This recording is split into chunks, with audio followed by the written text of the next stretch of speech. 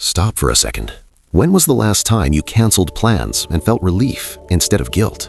When was the last time you looked at your phone, saw a message, and thought, "I'll reply later," but later never came? When was the last time being alone felt safer than being surrounded by people who claim to care about you? If you felt something just now, a little sting of recognition, don't click away. Because what I'm about to share isn't some surface level, "you're just an introvert" explanation. This goes deeper, much deeper. Your brain is doing something behind the scenes, something you're not fully aware of. And by the end of this video, you'll understand exactly why you feel the way you do. And more importantly, whether it's protecting you or slowly destroying you. Let's get into it. Here's something nobody tells you about emotional distance. It doesn't happen overnight. You don't just wake up one morning and decide, "I hate everyone." No, it builds layer by layer, disappointment by disappointment. Think about it like this. Imagine you're born with an open door. Anyone can walk in. You trust freely. You love easily. You believe the best in people. But then someone walks through that door and breaks something inside. Maybe they lied. Maybe they left. Maybe they made you feel stupid for caring. So what do? You don't close the door completely. Not yet. You just add a lock. Then someone else hurts you. You add another lock, and another, and another. Until one day, you look at that door and it has so many locks that even you don't remember how to open it anymore. This is what psychologists call emotional guarding. Your brain learns from pain and it says, "never again." But here's the problem. Those locks don't just keep the bad people out, they keep everyone out, including the ones who might actually love you the right way. And that's the first thing you need to understand. Your isolation isn't random. It's a defense system built from every scar you've collected. Now let's talk about the second thing going on inside your mind. And this one is going to hit different for some of you. It's called social exhaustion, but not the kind you think. See, most people assume being tired of people means you're lazy or antisocial, but that's not it at all. Some people aren't tired of people, they're tired of performing. Think about every social interaction you've had this week. How many times did you smile when you didn't feel like smiling? How many times did you say, "I'm fine," when you were falling apart inside? How many times did you pretend to care about a conversation that meant nothing to you? That performance takes energy, massive amounts of energy. And after years of performing, your brain starts to resist.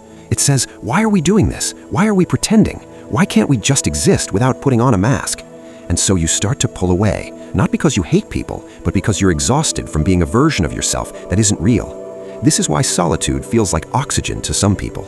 It's the only place where they don't have to perform, the only place where they can just be. But the world doesn't understand this. The world looks at you and says, "What's wrong with you? Why don't you want to hang out? Why are you so distant?" And every time they ask, you retreat a little more, because explaining it feels impossible, and being misunderstood feels worse than being alone. Here's where it gets uncomfortable.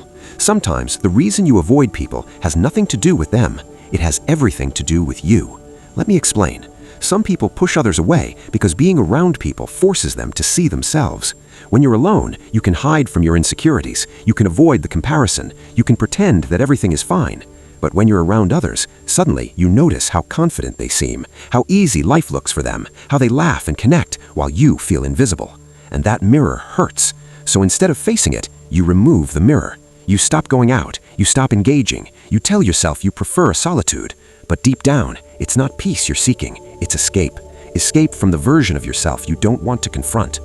This is painful to hear, I know, but healing never starts with comfortable truths. If this is you, the isolation isn't protecting you, it's keeping you stuck. Now there's one more type I need to talk about, and this one is different from the rest. Some people pull away from the world not because they've been hurt, not because they're exhausted, not because they're avoiding themselves, but because they see too much. They watch how people treat each other. They notice the small cruelties, the fake friendships, the lies hidden behind smiles. They watch the gossip, the jealousy, the way people pretend to care but disappear when times get hard. And after watching long enough, they quietly decide, "I don't want to be part of this." These are the silent observers. They're not angry, they're not bitter. They've just seen enough to know that most connections aren't worth the cost. And here's the thing about silent observers. They're often the most caring people in the room. They feel deeply, they notice everything. But they've learned that the world doesn't reward depth, it rewards performance. It rewards surface-level connections.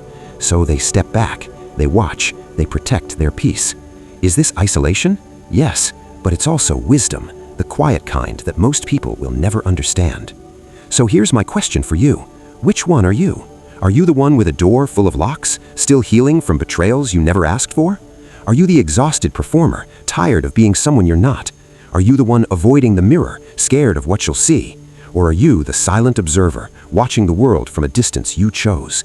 Maybe you're all of them at different times, and that's okay, because understanding why you feel this way is the first step to deciding what happens next.